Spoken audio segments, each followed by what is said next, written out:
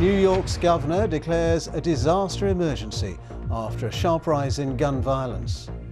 It's so bad that when you look at the recent numbers, more people are dying of gun violence than of COVID. As NATO withdraws, Afghan security forces insist their soldiers have not defected to the Taliban.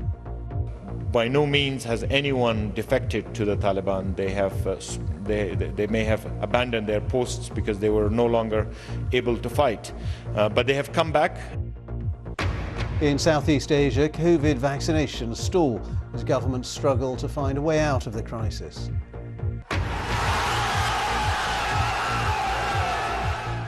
And Italy's footballers reached the final of the Euros after beating Spain in a dramatic penalty shootout.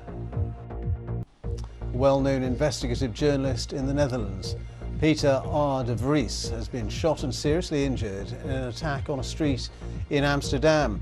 Police said he has been taken to hospital in a critical condition. De Vries has covered numerous high-profile crime cases in the last 20 years. 3 people have been detained in connection with his shooting.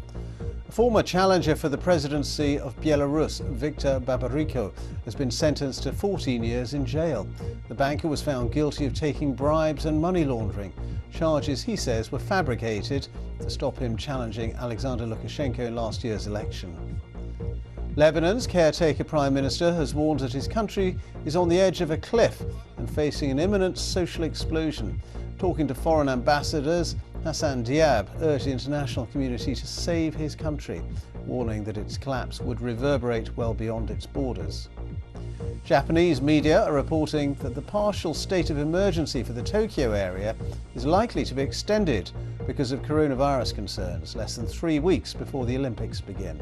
Some Olympic events, like the opening ceremony and the marathon, may be held without spectators.